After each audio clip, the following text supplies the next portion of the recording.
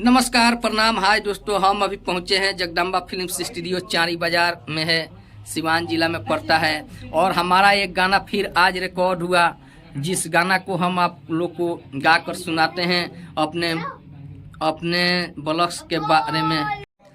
अरे YouTube Facebook पर video बनाई के, अरे यूट्यूब फेसबुक पर वीडियो बनाई के, आ छौरी है कामा तारी स ढोरिया देखाई के, आ छौरी है कामा तारी स ढोरिया देखाई के। अरे यूट्यूब फेसबुक पर वीडियो बनाई के, अरे यूट्यूब फेसबुक पर वीडियो बनाई के, आ छौरी है कामा तारी स ढोरिया देखाई के, आ छौरी है कामा तारी स ढोरिया देखाई के। और आइए हम पहला अंतरा गाकर सुनाते हैं इस गाना का। कि कर रोहन देखी देखी हमार दिलावा दुखतना, आ जब करे रस लीलावा हमार फिलावा उठतना। अरे कर रोहन देखी देखी हमार दिलावा दुखतना, जब करे रस लीलावा हमार फिलावा उठतना।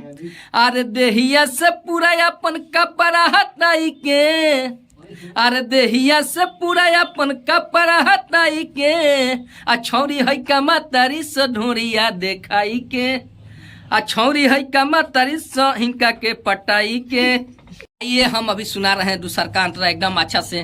देखिए अंतरा सुना रहे हैं एकदम अच्छा से हम आप लोग को बीच में। अभी दूसरा का अंतरा आप लोग सुनने जा रहे हैं।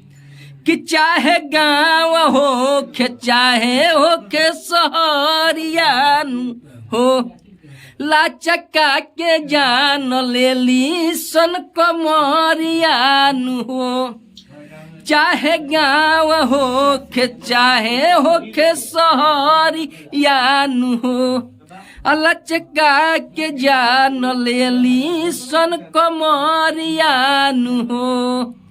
आ छोटू चौहान नहीं सुनावता गाई के, आ छोटू चौहान नहीं सुनावता गाई के, आ छौरी है कामा आ छौरी है कामा तारी स ढोरिया देखाई के, आ छौरी है कामा तारी स ढोरिया देखाई के।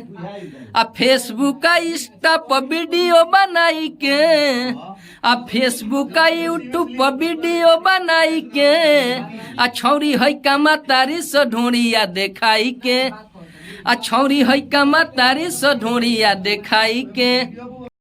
अरे यूट्यूब फेसबुक पर वीडियो बनाई के, अरे यूट्यूब फेसबुक पर वीडियो बनाई के, आ छौरी है कामा तारी स ढोरिया देखाई के, आ छौरी है कामा तारी स ढोरिया देखाई के।